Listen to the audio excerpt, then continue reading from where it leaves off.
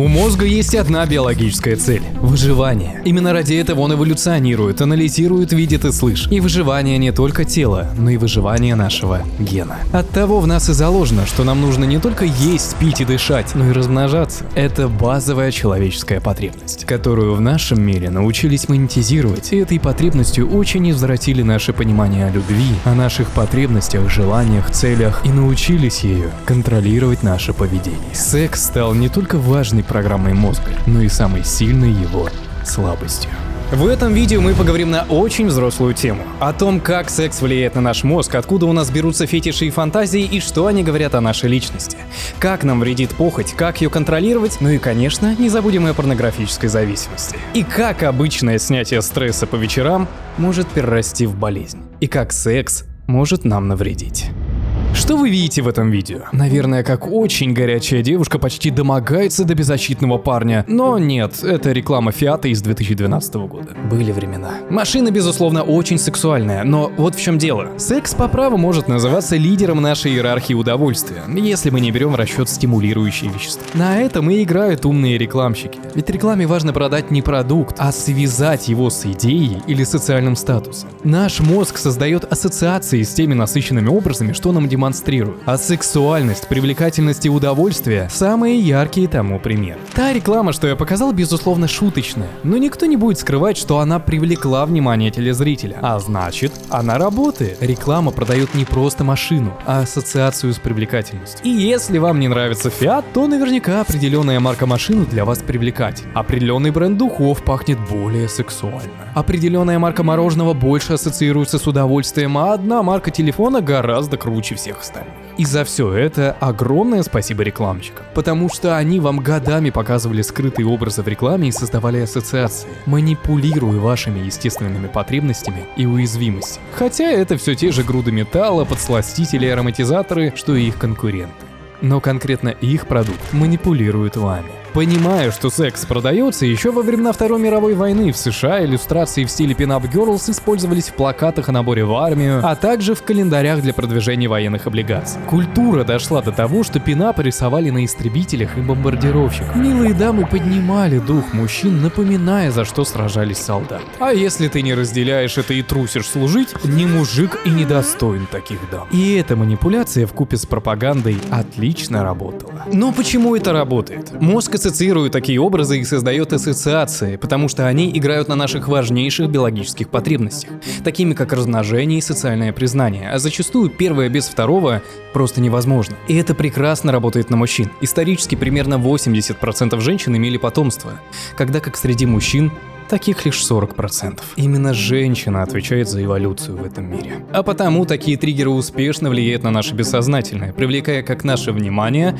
так и закладывая в нас образы и ценности в виде атрибутов, которые помогут нам в реализации желаемого, которое мы получаем из реклам, новостей и пропаганды.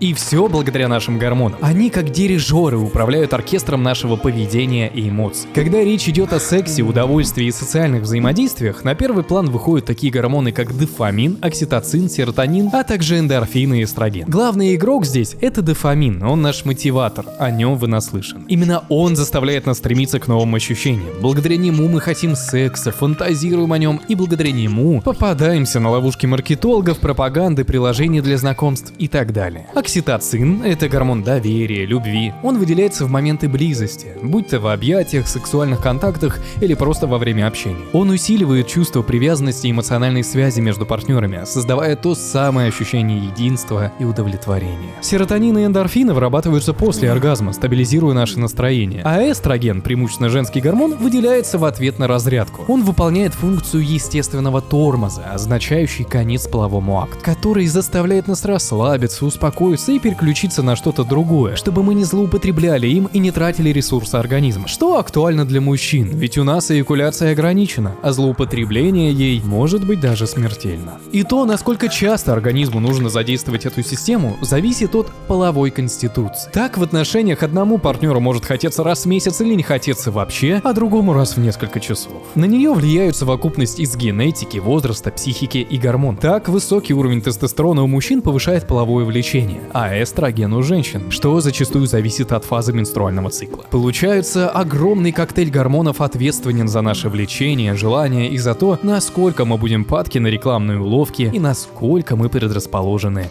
к зависимости. И наш мозг перед ней очень уязвим, при условии, если мы не контролируем свои действия. Мозг как компьютер, который очень легко взломать, если его не контролирует грамотный специалист. И такая проблема не только у мозга. У 96% российских компаний есть проблемы с компьютерной безопасностью. С каждым годом увеличивается количество атак, а значит, специалисты по кибербезопасности становятся все востребованнее, как и их зарплата от 80 тысяч рублей. Такой востребованной профессии обучают на курсе «Профессия специалист по кибербезопасности» от Skillbox, школы номер 1 по качеству обучения.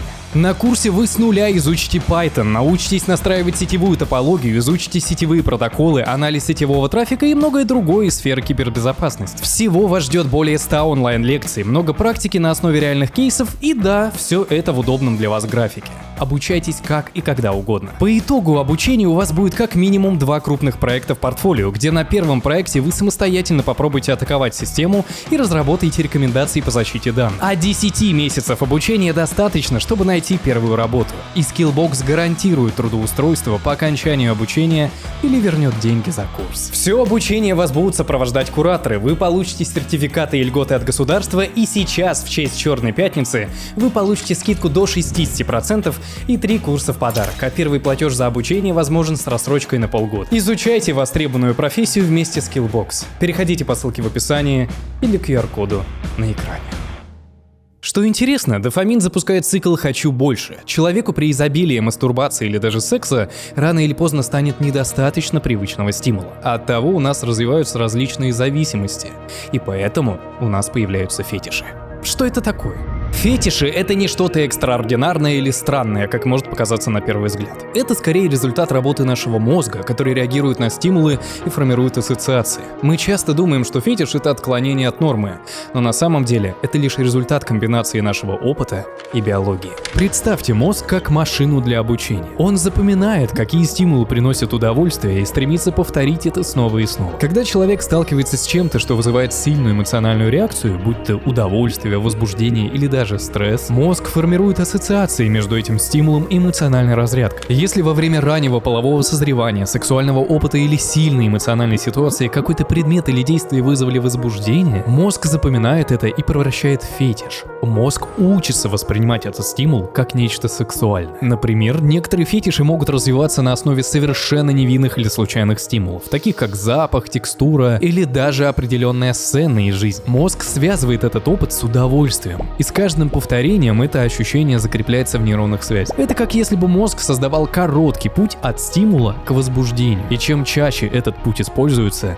тем сильнее он становится. Но почему фетиши у некоторых такие странные и даже пугающие? Все дело в том, что мозг требует новизны. Как только он привыкает к определенному стимулу, ему нужно что-то более сильное, чтобы достичь того же уровня возбуждения. Именно поэтому фетиши могут усиливаться, становясь все более экзотичными. Но что фетиши могут сказать о человеке? Это не обязательно указывает на какую-то проблему. В большинстве случаев фетиши — это просто особенности, которые развились в процессе жизненного опыта.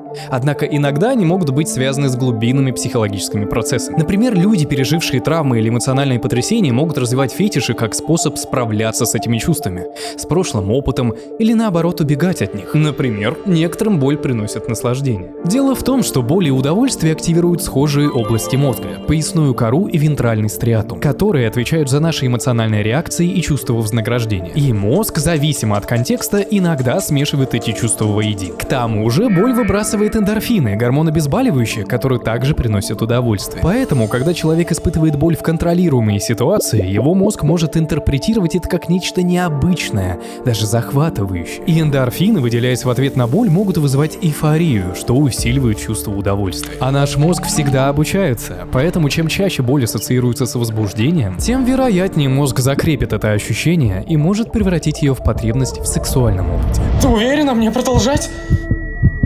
Но очень часто фетиши — это просто эмоциональная компенсация. Нередко люди, которые пережили какие-то травмы и потрясения, конвертируют это в фетиш. Парадоксально, но боль в контролируемых условиях дает таким людям чувство безопасности. Люди, которые всегда всеми руководят, нередко имеют фетиш из частичной потери контроля.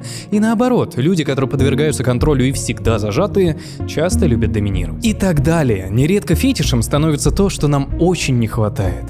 Вот у меня, например, фетиш — здоровая любовь. Знаю, больная фантазия. И эта тема супер объемная. Каждый фетиш настолько же уникален, как отпечатки пальцев. Это все наша психика, ведь кого-то что-то одно возбуждает, а для другого это точка, за которую нельзя переходить. И любой фетиш — это не хорошо и не плохо. Это просто часть человеческой психологии и биологии. Если он не вредит нормальной жизни, не снижает вашу самооценку и не становится навязчивым, то это в порядке норм. В целом, сексуальность, возбуждение и поведение человека в сексе и отношение к нему может говорить о многих аспектах личности, включая наши внутренние потребности и наше восприятие себя. С точки зрения биологии, мозг ищет удовлетворение своих базовых потребностей через привязанность и безопасность. Когда эти потребности не удовлетворяются, в основном в детстве, когда мы не получаем заботы и любви от матери или отца, мозг может переключаться на поиск быстрого удовлетворения через внешние источники – внимание, признание, сексуальность. Так, например, секс и количество сексуальных партнеров может стать обычным способом компенсировать внутренний дефицит самооценки и внимания. Исследования показывают, что качество связи между подростками и их родителями связано с меньшей вероятностью рискованного сексуального поведения, как, например, раннее начало половой жизни и частая смена партнеров, что больше проявлялось у женщин. Да и в целом половина социальных сетей усыпана красующимися мальчиками или полуголыми девушками. Одних мама недолюбила, других отец. А потому, если замечаете за собой такое поведение, лучше обратиться к психологу, чем публиковать свою голую пятую точку или искать нового полового партнера. Ведь на такое не стоит закрывать глаза. И даже секс может нам навредить. Во-первых, сексуальная зависимость — это не миф. Да, это очень полезное занятие, но в 2019 году Всемирная организация здравоохранения включила в классификацию болезней компульсивное сексуальное поведение. Это состояние, когда человек испытывает навязчивую потребность в сексе. Такой человек может тратить много времени на поиск сексуальных контактов, порнографии или мастурбацию, пренебрегая другими аспектами жизни. И по статистике, таким страдают около 5% людей по всему миру. Но если говорить про обычного человека, то даже не совсем частый секс может навредить психике. К сожалению, мы живем в культуре, где секс без обязательств стал нормой. Но исходя из моей картины ценностей, это ошибка. И исследование на моей стороне. После разового сексуального акта уровень дофамина резко падает, и вместе с ним снижается интерес и желание продолжать взаимодействие с партнером. А потому, когда сексуальные контакты становятся поверхностными и лишенными эмоциональной связи, человек может испытывать чувство пустоты. Удовольствие пропало, а чувство спокойствия просто неоткуда браться. И в отличие от отношений, основанных на доверии и любви, такие взаимодействия могут ослаблять эмоциональные связи, снижать самооценку и даже развивать депрессию, усиливать тревожность и чувство одиночества, если партнеры у нас всегда разные, и мы просто не успеваем к ним адаптироваться. И злоупотребляя этим, нам все сложнее будет построить долгосрочные отношения, даже если мы их очень хотим. Поэтому сексуальная активность, как и любая другая сфера жизни, требует глубокого анализа и баланса. Когда секс перестает быть частью здоровых отношений и превращается в зависимость или инструмент быстрого удовлетворения, компенсации своих комплексов, он может наносить вред как физическому, так и психическому здоровью. Так что занимайтесь любовью, а не насилуйте любовь. Но когда партнера нет, многие привыкли прибегать к мастурбации и порнографии. Да, мы обсуждали это в других роликах, но мне хочется затронуть эту тему подробнее. На сайты для взрослых ежемесячно заходит людей больше, чем в ТикТок. У самого известного сайта для взрослых более 2 миллиардов посещений ежемесячно. Основная аудитория — это мужчины, порядка 80%. Но что с этим не так? Мастурбация — это естественный физиологический процесс, особенно в период полового созревания. Однако ее польза и вред зависят от того, как она практикуется. Если она основывается на естественной потребности организма и бывает не так часто, то это нормально. А если это превращается в ежедневную привычку, которая в особенности всегда сопровождается просмотром порнографии, то это уже большая проблема. А в молодом возрасте подобные привычки могут прилипнуть на долгие десятилетия. Мастурбация несет в основном психологический вред при условии, если в нас уже заложено убеждение, что это неправильно,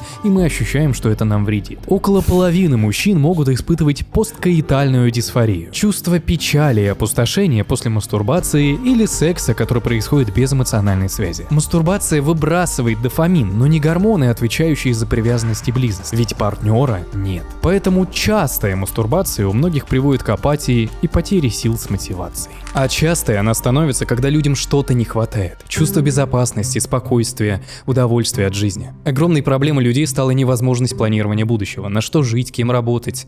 Но проблему нужно решать, а не бежать от нее. Уже больше года я обучаю финансовой грамотности простым языком. Как работает экономика, как откладывать деньги, какие карточки использовать и как инвестировать так, чтобы быть уверенным в своем будущем. С того момента обучение прошло более 1000 человек, а я продолжаю его дополнять. Теперь обучение поделено на 3 главы: основы экономики, управления деньгами и безопасные инвестиции, где вы поймете, как в наше неспокойное время сохранять свои деньги и получите готовый план, куда и как инвестировать с минимальными рисками. Особенно, если вы этого не делаете. Каждый участник получает доступ в закрытый чат и канал, где я показываю свои инвестиции и обсуждаю их с вами. А также получите подарочные акции до 20 000 рублей и множество других бонусов. И сейчас обучение доступно со скидкой в 50%. Переходите по ссылке в описании и займитесь формированием своего будущего и капитала, а не стресса.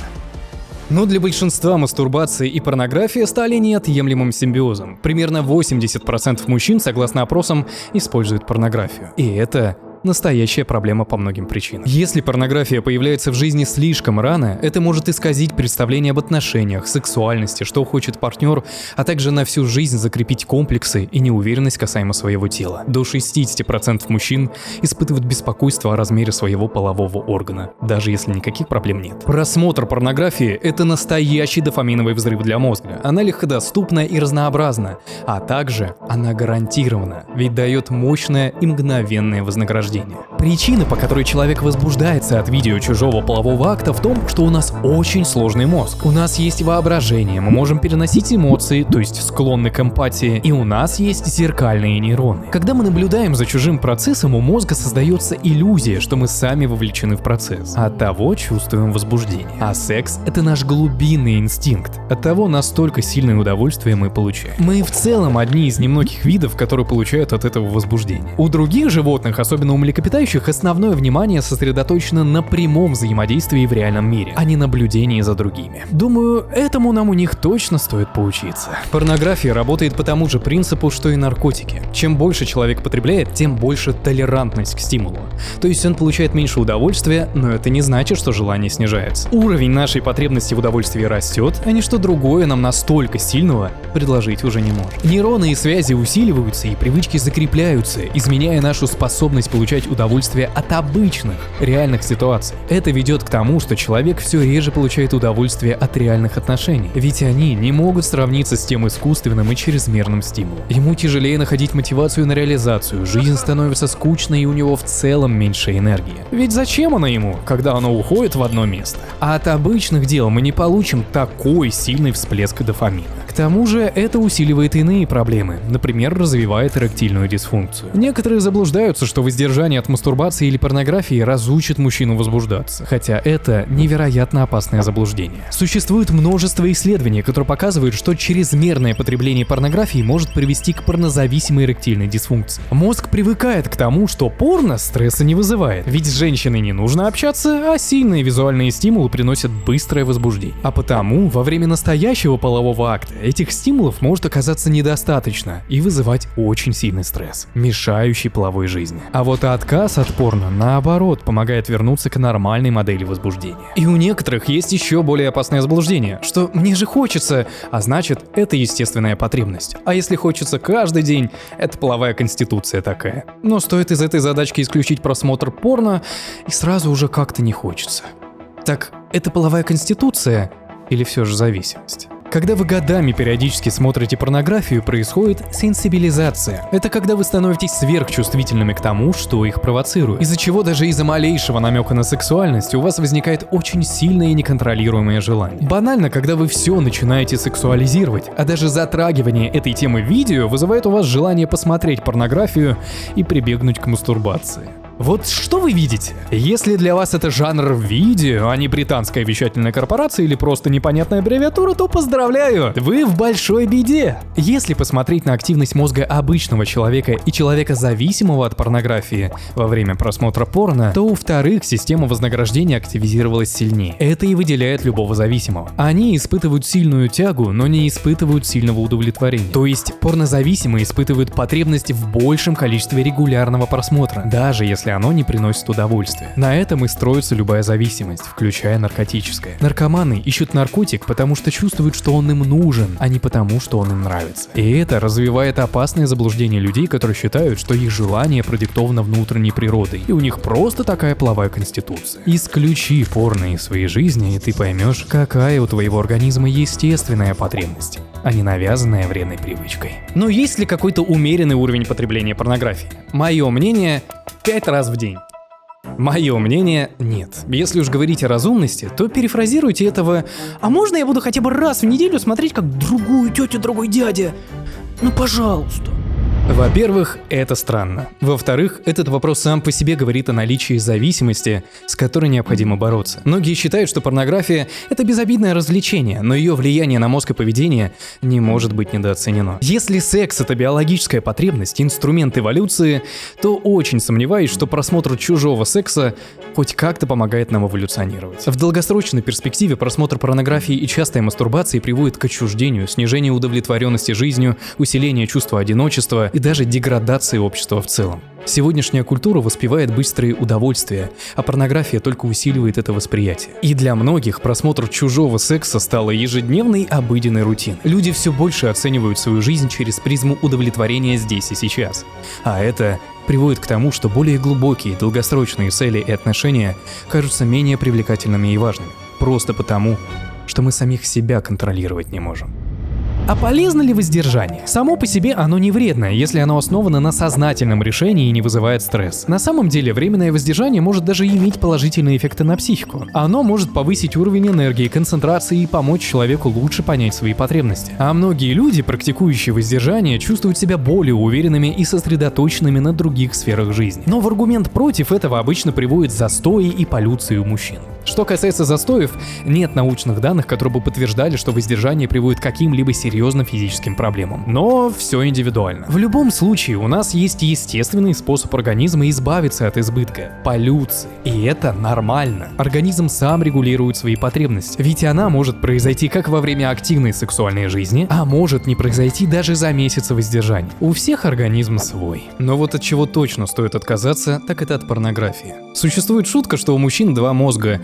И было бы смешно, если бы не было так грустно. Но наш маленький друг в руках государства, маркетологов и распутных дам становится нашим поводком, которым могут управлять. Отчего базовая потребность при злоупотреблении такими стимуляторами становится врагом нашей личности и нашего самоуважения. Извращенный разум не может критически мыслить. Такое большое распространение девушек и сайтов, где можно за пару долларов купить подписку на чью-то задницу, говорит не о том, в каком ужасном мире мы живем, а о том, насколько мужская похоть — легкий способ монетизации. Ведь именно мы, мальчики, спонсируем такое поведение. Некоторые из вас, вероятно, подписаны на десятки моделей, актрис, стримерш, ставят лайки и огоньки на эротические фотографии явно не потому, что вас так вдохновляет их творчество. Отказ от порнографии — это процесс десексуализации мозга. Это возвращение к нормальному восприятию мира, где люди снова становятся личностями, а не объектами. Мы восстанавливаем свои естественные сексуальные реакции и потребности, берем контроль над своими импульсами. В мире, где мы привыкли к мгновенным удовольствиям, способность сдерживать свои желания — это сила. Это умение направлять свою энергию в продуктивные направления, будь то карьера, спорт или творчество. Так как восстановить свой мозг и отказаться от вредной привычки? Начни со смены ценностей. Если вы ощущаете, что ваш образ жизни не приносит никакого удовольствия, то почему вы все еще живете этой жизнью? Измените подход к своим действиям и делайте все наоборот. Сместите акцент на самореализацию, свое обучение. Вместо быстрых удовольствий больше занимайся кропотливой деятельностью. Перестань пытаться писать каждой встречной девушке в социальных сетях. Ведь речь не только про отказ от одной привычки. Речь при изменении всего образа жизни, которая вас и привела к ней. Например, мы каждый месяц формируем новые полезные привычки и каждую детально разбираем, почему она полезна, зачем она нужна, и каждый день ее обсуждаем, устраивая ежемесячные испытания. Так, например, недавно мы сформировали сформировали привычку приема холодного душа и ежедневных медитаций, и угадайте, какое испытание в этом месяце. Так что присоединяйтесь. В моем сообществе ты будешь окружен единомышленниками, получишь тематические гайды, и сам я буду участвовать в испытаниях вместе с тобой. А также получишь дополнительный материал с практиками, медитациями и доступ к курсу по изучению себя, доступ в мой закрытый Telegram и многое другое. А еще видео будете смотреть раньше выхода и еще без рекламы. Даже этой. И все это по одной подписке в моем закрытом клубе. Активные участники получают бонусы, скидки и даже бесплатный доступ. Ведь моя задача — создать комьюнити единомышленников, которых объединяет одна цель — это развитие и улучшение себя. И участники подтверждают, что наше сообщество их сильно изменило. А ссылка на вступление и промокод на скидку будет в описании. Либо сканируй QR-код и присоединяйся к нам прямо сейчас. Вместе с нами у тебя точно все получится. Если вы не понимаете устройство своего возбуждения, аспекты своего тела и удовольствия, вы будете очень уязвимы как перед маркетинговыми уловками, перед манипуляцией потенциальных сексуальных партнеров, а также без банального самоконтроля будут страдать другие части вашей жизни. Ниже самооценка, отсутствие самоценности и уверенности, а также меньше мотивации и желания реализовывать себя и свой потенциал. Во-первых, осознай, почему ты это делаешь. Твое желание отказаться от деструктивного контента должно исходить из желания изменить себя, а не потому, что тебе сказали так в интернете. Второе, создай план замещения привычки и планируй свой день. Найди новые хобби, спорт или деятельность, которая даст тебе ощущение достижений и улучшения себя. Замени быстрое удовольствие на кропотливое. Регулярный спорт – отличный тому пример. Снижай воздействие стимулов. Если ты чувствуешь, что некоторые сайты или социальные сети провоцируют тебя вернуться к порнографии, используй блокировщики сайтов, поставь ограничения на приложения и отпишись от тех, чьи публикации не приносят тебе пользы или провоцируют твою привычку. Замещай вредную привычку на положительную и тренируй осознанность. Чаще медитируй и контролируй все свои позывы. Также измени свою внешнюю среду. Если ты ощущаешь, что сейчас сорвешься, то выйди на улицу погулять. Мозг привыкает к знакомым сценариям. Если зависимость была сформирована дома, начни работать и проводить свободное время в новых местах. Кафе, коворкингах, спортзале. А также становись частью сообщества вроде нашего. Ведь общение показывает тебе, что ты не один. И с зависимостью можно успешно бороться. Займи себя чем-то интересным. Распланируй свой день, чтобы у тебя не было времени, когда ты банально скучаешь. Даже совместные развлечения с друзьями, вроде игр, могут быть твоим помощником. И практикуй хотя бы краткосрочное воздержание, чтобы восстановить прежние ощущения, а все акты мастурбации проводи без порнографии. Это относится и к девушкам, ведь проблема эта общая, хоть и распространена больше на мужчин. Отказываться ли от мастурбации насовсем, это зависит от вас и потребностей вашего тела. Но пока вы не отвыкнете от порнографии, воздержание необходимо. И пойми, что этому необходимо время. Наш мозг нейропластичен. Первое время, когда ты резко исключаешь дофаминовую бомбардировку мозга, тебе будет тяжело, ведь у мозга уже есть планка, после которой он что-то начинает ощущать. А когда ты у него это забираешь, становится очень неприятно. Но через какое-то время естественные механизмы восстанавливаются, и мозг начинает вновь находить удовольствие в более простых вещах. И это делится на 3 фазы: тяга, стабилизация и восстановление. Сначала ломка, ведь привычка не проходит за один день. Потом, примерно через месяц, ты начинаешь чувствовать улучшение. Привычка перестает доминировать, и через время ты полностью восстанавливаешься. Мы не просто отказываемся от порнографии, мы буквально чиним мозг и учимся свою похоть контролировать. То же самое относится к изобилию мастурбации или секса с разными партнерами. А также реши гораздо более глубокие проблемы. Любые вредные привычки – это следствие, результат того, чего нам не хватает. И очень часто мы зависимы не потому, что слабые, а потому, что у нас много стресса, мы одиноки или ощущаем депрессию, а вредные привычки помогают нам забыться. Но стоит всегда помнить, что они дают нам лишь иллюзию, и они не решают проблему, а лишь ее усугубляют, запуская цикличный круг. Теперь вы больше знаете про зависимости, психологию сексуальности и секс, даже если у вас его нет. Делитесь роликом с друзьями, а также подписывайтесь на канал и оставляйте комментарии. И жду вас в нашем сообществе. Это также поддержка канала в такое непростое время. Становитесь полноправным хозяином своей жизни и своих действий. И да, занимайтесь любовью, а не ее иллюзией. Всего хорошего.